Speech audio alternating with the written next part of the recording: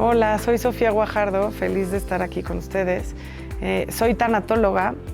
Soy tanatóloga hace unos 4 años, a raíz de la pérdida de Javier, mi esposo. Javier se murió hace 5 años cuando teníamos 3 chiquitos y de ahí soy tanatóloga. A mí me encanta justamente poder llegar a más gente. Como dices, este tema tan importante en la vida de los niños, y es un tema súper cotidiano, o sea, al final todos vamos a vivir pérdidas. Los niños no necesariamente viven pérdidas enormes, ahorita les cuento un poquito de mi historia, pero todos los días estamos viviendo pérdidas. Entonces, si como mamás tenemos las herramientas para poder enseñar a nuestros hijos a manejar estas pérdidas y transitarlas de mejor manera, pues qué increíble. Empieza a pasar que gente me habla para decirme, oye, es que fíjate que mi prima está pasando por una situación parecida a la tuya, o que así como casos cercanos, digamos, pero de gente que al final yo no conocía. ¿Le puedo dar tu teléfono o le puedes hablar? Y pues claro que yo siempre decía, sí, claro, dale mi teléfono, feliz hablo con ella y pues a ver qué le digo. O te veo muy bien y me encantaría que hables con esta mamá del colegio porque lo que sea. Entonces empecé a hablar con extraños. Y después como que dije, ¿yo con qué autoridad les digo qué se hace? O sea, al final esto es, pues yo he hecho y he recorrido el caminito que llevo, pues como he podido y con las herramientas que tenía. O sea, el primer año estudié inteligencia emocional, el segundo estudió tanatología después de que se murió Javier. Después empecé a estudiar terapia psicocorporal y hace como 6 meses decidí abrir un Instagram para esto, para acompañar a más gente. Era muy como por ese camino, como por demostrar que sí se puede. Sí, sí vamos a seguir sintiendo, pero a mí siempre me gusta decirles que nada es permanente. En este mundo de verdad nada es permanente, todo está completamente regido por la ley de la impermanencia y todo el tiempo hay cambios. Y en la medida en que sepamos fluir con estos cambios, vamos a lograr reconocer la felicidad. Hay muchísimas pérdidas en la vida, desde se me perdió la lonchera, el lápiz nuevo, se me murió el pececito, y a mí me encanta decirles a las mamás en terapia, en las sesiones que doy, que tomemos estas pérdidas como entrenamientos, que la vida justamente nos pone estos pequeños duelos para que cuando vienen pérdidas mayores sepamos cómo trabajarlas, y entonces hay que usar el vocabulario correcto. Si nosotros hablamos de los niños con el vocabulario que es de la muerte, de la pérdida, que implica un ataúd, etcétera, a la hora que pasan estas cosas un poco más grandes, los niños saben lo que es enterrar a alguien, porque tal vez enterraron a la mascota en su jardín, o pueden saber qué es la cremación, etcétera. Y son temas que normalmente en las casas los tenemos completamente tema tabú, no se habla de eso, y entonces los niños estas cosas las perciben y saben perfectamente que pues por algo no se habla de eso, entonces mejor no pregunto, entonces eso está mal. ¿Y por qué va a estar mal cuando todo el tiempo nos enfrentamos a estas pérdidas? Hablando con la verdad a su nivel, pero los niños pueden con la verdad completa. Y entonces estas pérdidas que van pasando antes son entrenamientos para pérdidas más grandes, como puede ser, como les contaba la historia de mi familia, o para, la verdad es que la pérdida más grande, y todos vamos a llegar ahí, es la pérdida de la propia vida. Todo el tiempo nos vamos a enfrentar a pérdidas en la vida, y si podemos llevarlas de una mejor forma, si podemos modelarles a nuestros hijos que se vale sentir, que sí se vale estar tristes, que hay muchas formas de modelar el dolor, o sea, de entrada validando. Si nuestros niños nos preguntan, ¿qué tienes, mamá? ¿Estás triste? Y no tengo que inventar que me corté ahorita porque estoy cortando las zanahorias del lunch. O sea, puedo decir, sí, estoy triste porque justo me acordé de esto de papá. O sea lo que sea, a veces mis hijos me preguntan, ¿estás triste por papá? Y les puedo decir, no, no estoy triste por papá, estoy triste porque también en mi vida pasan más cosas. Y si sí estoy triste por papá, estoy triste por papá. Y entonces en la medida en que yo siento, ellos tienen permiso de sentir. Y si no les vamos creando como esta desconexión con ellos mismos, en que me preguntan, mamá, ¿estás triste? Y les digo, no, es que me corté con la zanahoria. bueno, picando la zanahoria, y entonces como que dicen, ah, qué raro, pero ellos nos conocen perfectamente y los niños todavía no tienen tantos filtros como nosotros y tienen esta intuición muchísimo más abierta y saben que mamá está triste, pero si tú le dijiste que no estás triste y además eres el adulto en el que más confía, a quien más quiere, pues qué raro, sí está triste, pero si ella dice que no está triste, pues no está.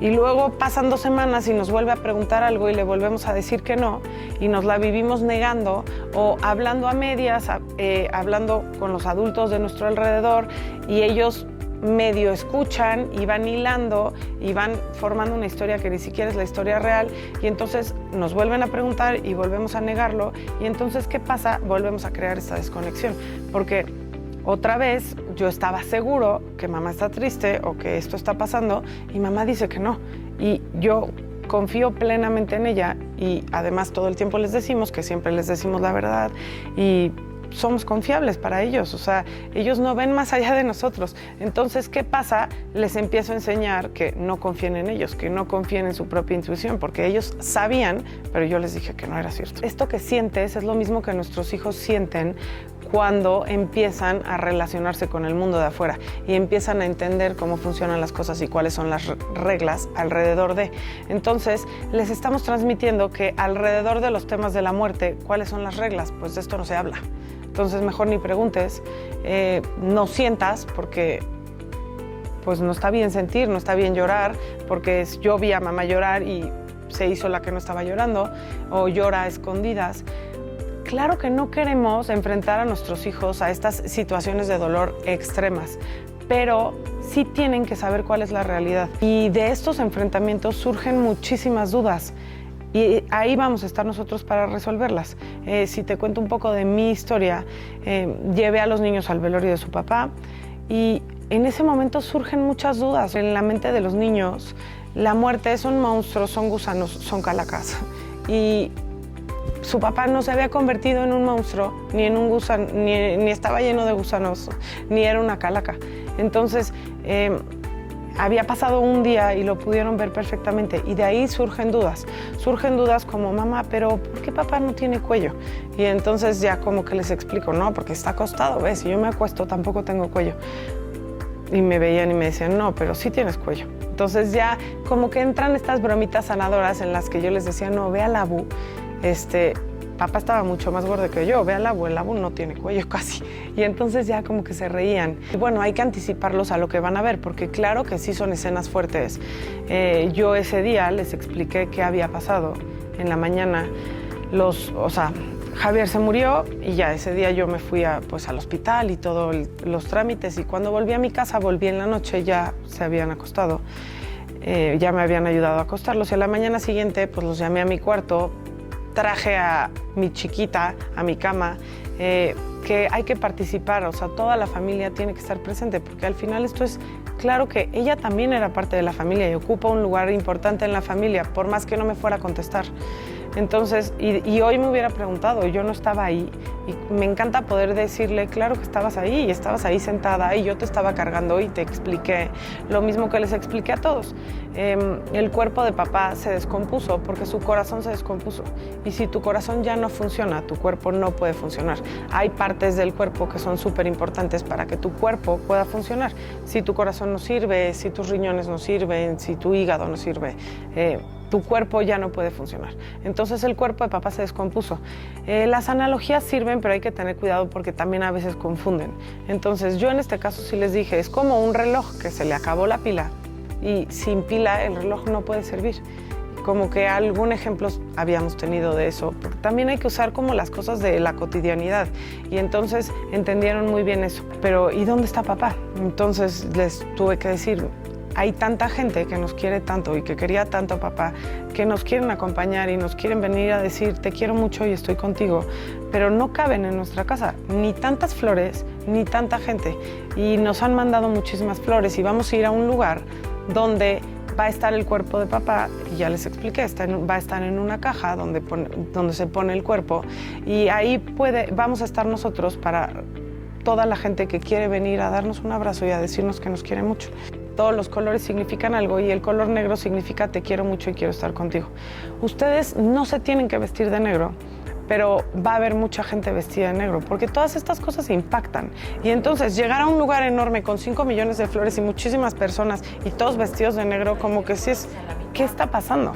Entonces no conoces a la mitad y pues todo el mundo te quiere hacer la visita y ay, los niños y... Entonces está bien que estén, que aunque no se acuerden, yo les pueda decir si fueron, si estuvieron y así fue. Y cuando me vuelvan a preguntar, volverles a decir. Pero estas cosas hacen que se abra la conversación. Entonces, un día después mi grande me dice, mamá, yo ya no quiero que te vistas de negro. Y tampoco crean que estuve vestida de negro por meses. O sea, tal vez llevaba una semana, 10 días, no sé. Y como que dije, tienes toda la razón, ya no me voy a vestir de negro. Pero él ya sabía qué significaba esto de estar vestido de negro y si no, nada más de repente su mundo cambia y ahora todos están vestidos de negro. ¿Y qué está pasando? Entonces, en la medida en que tú les vas contestando, ellos se sienten con permiso de poder seguir preguntando y de poder seguir expresando lo que sienten. La verdad es que los niños por lo general no necesitan ir a terapia. En menos de 5 años no necesitan. Que sí necesitan que sus papás estén bien. En la medida en que tú como mamá estés bien, ellos van a estar bien. Entonces, yo que soy tanatóloga, no todos necesitamos ver un tanatólogo. La verdad es que sí venimos equipados con las herramientas necesarias para salir adelante y para atravesar cualquier proceso de duelo. Pero a veces no lo estamos logrando y no pasa nada y pedimos ayuda y ya. Y ahí es donde entra un tanatólogo. En mi casa, por ejemplo, todos los días 23 de ya todos los meses son el día de papá. Y ha sido mi forma de irles como... de mantenerlo presente y de que lo conozcan a través de mí. Porque claro que lo extrañamos, pero a mí me gusta decir que no solo hay que extrañar, sino que entrañar. Y entonces eso que esa persona era, ya qué partes suyas ya son también partes mías. Y a través de mí, partes de mis hijos. ¿Qué dejó Jabo en mí? Que estos cachitos suyos se volvieron míos y que yo hoy se los puedo transmitir a mis hijos. Y entonces lo han ido conociendo a través de este día de papá, que a veces a mí se me agotan las ideas, pero coincide con que estábamos con sus primos en tal lugar y alguno dice, no, a tu papá le encantaba y eso es parte del día de papá. Y no tiene que ser nada sofisticado, a veces los recojo del colegio con un pelón y unas pompons que ya son imposibles de conseguir y les digo, este era el kit del cine de papá, siempre que iba al cine se compraba esto. Y entonces ya, igual y un día van al cine y ellos quieren, yo quiero lo mismo que papá compraba. Y entonces el día de papá es un día lindo.